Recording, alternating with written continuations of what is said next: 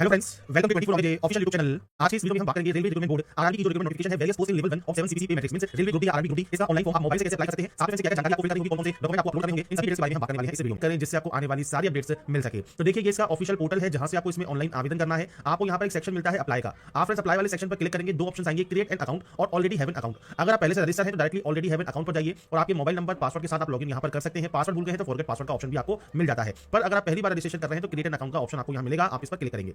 अब यहां पर सबसे पहले आपको नोट मिलता है कि अगर आपने 2024 में कोई भी रेलवे की वैकेंसी के लिए अप्लाई किया हुआ है तो आपको दोबारा से रजिस्ट्रेशन करने की जरूरत नहीं है। आप अपने same user name and password के साथ लॉगिन कर सकते हैं। अब यहां पर देखिए फ्रेंड्स सबसे पहले आपको मिलता है आपका नेशनलिटी ऑप्शन। तो सबसे पहले नेशनलिटी आप सेलेक्ट कर लेंगे। इसके बाद आपको देना है आपका पूरा नाम। तो फ्रेंड्स आपको आपका जो नाम है वो आपको यहां पर एंटर करना होगा और ये फ्रेंड्स यहां पर आपको जो नाम देना है ये आपको पूरा नाम यहां पर देना है। नाम देने के बाद फ्रेंड्स आपको इसे यहां पर रीटाइप भी करना होगा। तो आपका पूरा नाम आप यहां पर दोबारा से रीटाइप कर देंगे। इसके बाद अगर आपने अपना नाम कभी चेंज किया है तो यस कीजिए, नहीं तो आप यहां पर नो करेंगे। आपका डेट ऑफ बर्थ क्या है तो आप इस कैलेंडर पर जाइए और उसके बाद आपका फ्रेंड्स जो भी डेट ऑफ बर्थ है वो आप यहां पर सेलेक्ट कर लेंगे। इसके बाद यहां पर आपको करना होगा रीटाइप। अब यहां पर देखिए आपकी जो भी डेट ऑफ बर्थ है वो आप यहां पर रीटाइप कर देंगे। तो ये फ्रेंड्स आपको यहां पर टाइप करना होगा। इसके बाद नेक्स्ट ऑप्शन आएगा जेंडर का, जेंडर सेलेक्ट कीजिए, उसे यहां पर वेरीफाई कीजिए। इसके बाद है फादर नेम और आपका मदर नेम। तो ये बेसिक जानकारी है जो कि आपको यहां पर एंटर करनी है। इसके बाद यहां पर आपको देना होगा आपकी mail ID. Mail ID enter करने के बाद जनरेट ओटीपी कीजिए। आपके पास एक ओटीपी आएगी, वो ओटीपी आपको यहां पर फिल करनी है। ऐसे ही मोबाइल नंबर डालिए, जनरेट मोबाइल ओटीपी कीजिए, मोबाइल की ओटीपी आपको यहां पर एंटर करनी होगी। इसके बाद फ्रेंड्स नेक्स्ट ऑप्शन आता है please enter your Aadhaar card. तो यहां पर फ्रेंड्स देखिए इस बार जो है फ्रेंड्स आधार कार्ड मैंडेटरी कर दिया है क्योंकि पहले जो 2024 की वैकेंसी थी उसमें जो आई डू नॉट है आधार कार्ड का जो ऑप्शन है ये वर्किंग था, जिसमें आप अपनी अदर डिटेल्स को डालकर फ्रेंड्स रजिस्ट्रेशन कर सकते थे। पर अब यहां पर जो ये ऑप्शन है ये आपका बंद कर दिया गया है, तो आपको सिर्फ आधार कार्ड से ही वैलिडेट करना होगा। अगर आपने पहले कभी रजिस्ट्रेशन किया है 2024 में आधार कार्ड से रजिस्ट्रेशन कर लिया है तो आप इसमें लॉगिन जो है दोबारा से यहां पर न्यू फ्रेश अकाउंट के साथ नहीं कर सकते। आपको पुराने आपके अकाउंट से ही लॉगिन करना होगा। तो अपने आधार कार्ड का नंबर यहां पर आप एंटर करेंगे 12 डिजिट का, जनरेट आधार ओटीपी करेंगे। एक ओटीपी आपके मोबाइल नंबर पर आएगी, वो ओटीपी आपको यहां पर देनी है। ओटीपी किस मोबाइल पर आएगी जो कि आपके आधार कार्ड से लिंक है। इसके बाद आप यहां से डिक्लेयर करेंगे। इसके बाद नीचे है क्रिएट योर पासवर्ड। पासवर्ड कैसा होना चाहिए तो मैं आपको सैंपल यहां पर शो कर रहा हूं, जैसे capital letter, small letter, special character, number, ये आपके पासवर्ड में होना जरूरी है। तो इस तरह से पासवर्ड बना लेंगे। इस I am not a robot पर क्लिक करेंगे। इसके बाद फ्रेंड्स यहां पर preview and create an account का ऑप्शन है। तो प्रीव्यू को चेक कर लें। अगर आपको लगता है कोई भी गलती हो गई है किसी भी स्टेप में तो आप उस गलती को सही कर सकते हैं। अगर आपको लगता है कोई भी गलती नहीं है तो अपने अकाउंट को आप क्रिएट कर लेंगे। तो ये फ्रेंड्स ऑप्शन है फ्रेश कैंडिडेट के लिए जो कि रजिस्ट्रेशन यहां पर करना चाहते हैं। अब यहां पर क्योंकि फ्रेंड्स हमने पहले से ही रजिस्ट्रेशन किया हुआ है तो हम लॉगिन हियर पर आएंगे और यहां पर लॉगिन करेंगे। तो मोबाइल नंबर और जो पासवर्ड आपने क्रिएट किया होगा I am not a robot पर क्लिक करके आप लॉगिन कर सकते हैं। बस ध्यान रखिएगा अगर फ्रेंड्स आपका यहां पर पासवर्ड भूल गए हैं तो पासवर्ड फॉरगेट पासवर्ड कर दीजिए। मल्टीपल रजिस्ट्रेशन नहीं होते हैं तो आपको यहां पर आपके जो भी आधार कार्ड से लिंक आपने जो अकाउंट क्रिएट किया हुआ है उसी से साथ ही आप इसमें लॉगिन करेंगे। अब यहां पर फ्रेंड्स देखिए आप लॉगिन करते हैं तो आपके सामने कुछ इस तरह का जो डैशबोर्ड है ये ओपन होगा। ये डैशबोर्ड क्यों ओपन हो रहा है? अगर आप ओल्ड कैंडिडेट हैं और ओल्ड कैंडिडेट होने के नाते अगर आपने पहले आधार कार्ड से रजिस्ट्रेशन नहीं किया था तो आपको आधार कार्ड नंबर देकर जनरेट ओटीपी यहां पर करना होगा। अगर आपने फ्रेश से जो फॉर्म अप्लाई किया है तो आपको ये ऑप्शन नहीं मिलेगा। आपको यहां पर आधार कार्ड नंबर देना है, जनरेट आधार ओटीपी करना है। ओटीपी आने के बाद यहां से आपको डिक्लेयर करना है और डिक्लेयर करने के बाद ही आप यहां से वेरीफाई करेंगे। आपको यहां पर क्लियर कहा गया है कि मैं रेलवे भर्ती बोर्ड आरआरबी को अधिकृत करता हूं कि आपको कोई भी समस्या नहीं है ओटीपी सत्यापन के लिए या फ्रेंड्स फेस ऑथेंटिकेशन के लिए। तो ये फ्रेंड्स करना जरूरी है। अब ये ऑप्शन क्यों आया है? क्योंकि ओल्ड जो कैंडिडेट है जिन्होंने रजिस्ट्रेशन किया हुआ है उनको फ्रेंड्स यहां पर अपना आधार कार्ड नंबर डालकर ही लॉगिन करना होगा, नहीं तो वो फ्रेंड्स यहां पर जो है फॉर्म को अप्लाई नहीं कर पाएंगे अगर वो आधार वैलिडेशन यहां पर नहीं करते हैं। तो ये फ्रेंड्स बेसिक ऑप्शन है, आधार को वेरीफाई कर लें और वेरीफाई करने के बाद ही आपका डैशबोर्ड ओपन होगा। इसके बाद फ्रेंड्स आपका देखिए जब वेरिफिकेशन आप कंप्लीट कर लेते हैं इसके बाद ऑनलाइन एप्लीकेशन का ये ऑप्शन है, आपको इस पर क्लिक करना है और इसके बाद सीए नंबर 08/2024 का आपको ऑप्शन मिलेगा। आप इस ऑप्शन पर क्लिक करेंगे। अब यहां पर मिलते हैं देखिए आपको मल्टीपल आरआरबीज। तो जो भी आरआरबी आपको यहां पर दी गई है उनमें से ही फ्रेंड्स आपको आपकी जो आरआरबी है जो भी आप यहां पर सेलेक्ट करना चाहते हैं आपको देखिए आरआरबी की लिस्ट मिल जाती है। आपको इन्हीं में से जो आपकी आरआरबी है वो आपको यहां पर सेलेक्ट करनी होगी। आरआरबी सेलेक्ट करने के बाद friends I am not currently debate पर आप क्लिक करेंगे और उसके बाद फ्रेंड्स इस ऑप्शन पर क्लिक कर देंगे अप्लाई करने के लिए। इसके बाद फ्रेंड्स आपका देखिए जो फॉर्म है वो स्टार्ट हो जाएगा। सबसे पहले मैरिटल स्टेटस आपको सेलेक्ट करना होगा, आपका रिलीजन आपको यहां पर सेलेक्ट करना होगा, आपकी मदर टंग कौन सी है तो आप यहां से सेलेक्ट कर सकते हैं। चॉइस ऑफ लैंग्वेज आपको किस लैंग्वेज में एग्जाम कंडक्ट करना है वो आपको यहां पर ऑप्शंस मिल जाते हैं। इसके बाद है परमानेंट विजिबल मार्क। तो कोई भी कट का निशान, कोई मोल, कोई बर्न का निशान है तो आपके चेहरे हाथ पैर पर तो आप उसकी जानकारी यहां पर दे सकते हैं।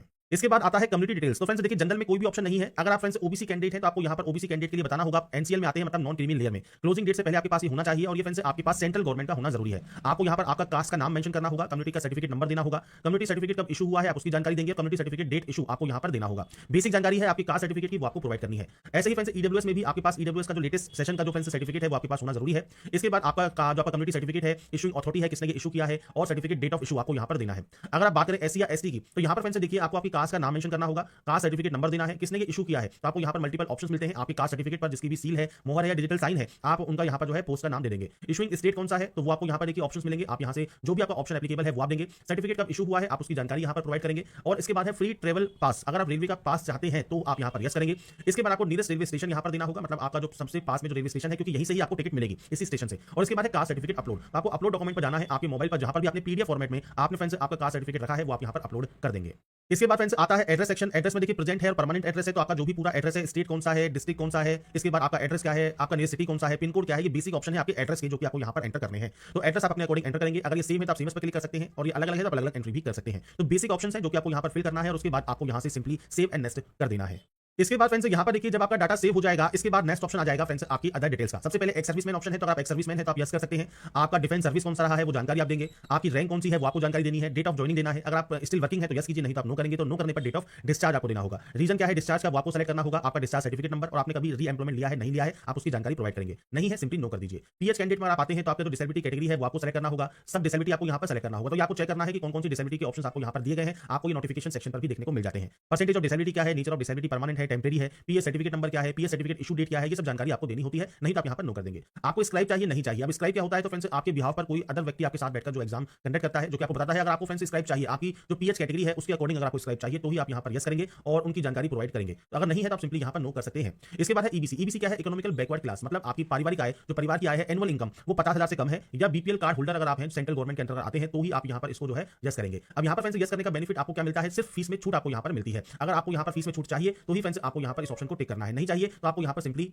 आप फ्रेंड्स इस ऑप्शन पर जो है फ्रेंड्स यहाँ पर नो कर सकते हैं। इसके बाद है फ्रेंड्स आप एम्प्लॉय है इंडियन रेलवेज में, अगर आप एम्प्लॉय है तो आप यस कर सकते हैं। आपने एनओसी के लिए अप्लाई किया है नहीं किया है, आपकी कैटेगरी कौन सी है, मतलब ग्रुप सी में है ग्रुप डी में है, सब्स्टिट्यूट में काम करते हैं, प्लेस ऑफ वर्किंग क्या है, जोन कौन सा ही जानकारी आपको देनी है, नहीं तो आप नो कर देंगे।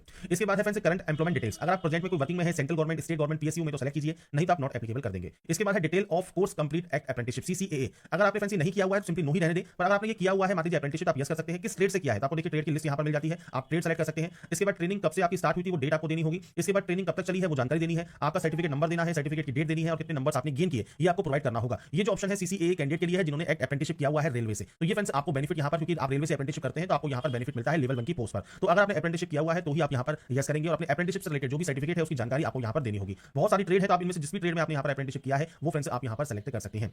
इसके बाद फ्रेंड्स नेक्स्ट ऑप्शन आएगा बैंक डिटेल फॉर रिफंड के लिए। अब ये ऑप्शन क्या है कि आप जो भी फीस पे करेंगे, जैसे 500 रुपए फीस पे करनी है जनरल ओबीसी ईडब्ल्यूएस को, बाकी अदर कैंडिडेट को 250 रुपए, तो 500 में से 400 रुपए रिफंड होंगे, 250 रुपए रिफंड होंगे रिजर्व कैटेगरी के लिए। अब जो ये पैसा आपको रिफंड होगा ये आपके जिस अकाउंट पर रिफंड होगा उसकी जानकारी आपको देनी है। तो फीस अकाउंट होल्डर नेम, आपका बैंक अकाउंट नंबर, आपका एफसी कोड, ये सब जानकारी आपको देनी होगी। ये सब जानकारी आपको कहां मिलेगी, ये मिलेगी आपके बैंक की पासबुक पर। बैंक की पासबुक के फर्स्ट पेज को चेक कीजिए, उस पर सारी जानकारी को चेक करके आप यहाँ पर एंटर करेंगे और उसके बाद ही सेव एंड नेक्स्ट यहाँ से डाटा को करेंगे।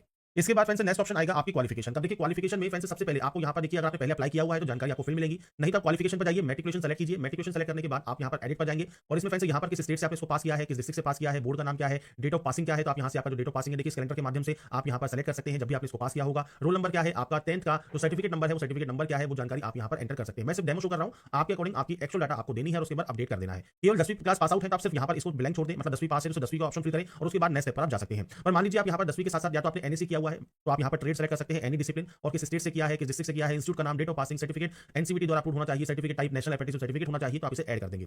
अगर मान लीजिए आपने यहाँ पर एनएससी नहीं है, आपके पास केवल आईटीआई है तो आप आईटीआई सेलेक्ट करेंगे। सेम यहाँ पर ट्रेड है, कोई भी डिसिप्लिन से आपने किया हो, स्टेट कौन सा है वो आपको देना है, डिस्ट्रिक्ट किस डिस्ट्रिक्ट से किया है, इंस्टीट्यूट का नाम क्या है, डेट ऑफ पासिंग क्या है, सर्टिफिकेट एनसीवीटी द्वारा है या एससीवीटी द्वारा है, सर्टिफिकेट टाइप में भी नेशनल ट्रेड सर्टिफिकेट है या स्टेट ट्रेड सर्टिफिकेट है, ये आपको सेलेक्ट करना होगा। तो बेसिक जानकारी है जो कि आपको फ्रेंड्स आपकी आईटीआई की देनी है। मैं आपको सिर्फ यहाँ पर डेमो शो कर रहा हूँ, आपके अकॉर्डिंग आपको आपकी एक्चुअल डाटा यहाँ पर देनी होगी। तो यहाँ पर फ्रेंड्स ध्यान रखिएगा जो भी डिटेल्स आप फिल करते हैं वो बिल्कुल सही होनी चाहिए, इसके बाद आप इसे ऐड करेंगे। तो यहाँ पर केवल 10वीं पास है तो 10वीं से आवेदन कर लीजिए, आईटीआई है तो आईटीआई, एनएससी है तो एनएससी, इसके बाद आप ऐड क्वालिफिकेशन या ऐड वाले सेक्शन पर क्लिक कर सकते हैं क्वालिफिकेशन को ऐड करने के लिए। इसके बाद आप नेक्स्ट स्टेप पर क्लिक कर देंगे। इसके बाद फ्रेंड्स नेक्स्ट स्टेप पर आने के बाद आपके सामने आता है अब आपका डॉक्यूमेंट अपलोड सेक्शन। देखिए कास्ट सर्टिफिकेट यहाँ पर ऑलरेडी अपलोडेड है। अगर आपसे कोई भी डिक्लेरेशन मांगता है, जैसे ओबीसी कैंडिडेट के लिए डिक्लेरेशन मांगता है, सेल्फ डिक्लेरेशन, तो उस कंडीशन में आपको करना क्या है, आपका जो डैशबोर्ड है उस पर फॉर्मेट दिया गया है ओबीसी डिक्लेरेशन का। वीडियो के लास्ट में भी मैं आपको शो करूंगा कि कहां पर आपको मिलेगा, या फ्रेंड्स आप डैशबोर्ड पर जाकर भी चेकआउट कर सकते हैं और उसके बाद उसी फॉर्मेट को आपको यहाँ पर भरकर अपलोड करना होगा। इसके बाद है photograph and signature upload. Photograph देखिए साइज आपको दिया गया है 320 से 240 पिक्सल और इसके अलावा सिग्नेचर का साइज आपको दिया गया है यहाँ पर फ्रेंड्स जो कि है आपका 160 से 140 पिक्सल। अब हाइट आपको दी गई है, विड्थ आपको दी गई है, साइज आपको दिया गया है शुड बी 30 से 50 केबी के बीच में आपसे कहा गया है आपका जो फ्रेंड्स सिग्नेचर है और 50 से 100 केबी में फोटोग्राफ। अब ये फ्रेंड्स आपके मोबाइल पर जहां पर भी सेव है वहां से आप ब्राउज पर क्लिक करके आप उसे इंपोर्ट कर सकते हैं। अब यहाँ पर फ्रेंड्स देखिए मैं बात करूं कैसे आप अपने फोटोग्राफ या सिग्नेचर को रिसाइज करेंगे, तो आई एम रिसाइजर नाम से एक वेबसाइट है, आप इसको ओपन करेंगे, यहाँ पर अपलोड इमेजेस का आपको ऑप्शन मिलेगा। तो इसके बाद फ्रेंड्स आपकी देखिए इमेज को आप यहाँ पर ले लेंगे और इमेज को लेने के बाद नीचे आता है विड्थ और हाइट सेट का ऑप्शन। तो यहाँ पर सबसे पहले यूनिट को जाइए और यूनिट को आप सेलेक्ट कर लीजिए पिक्सल।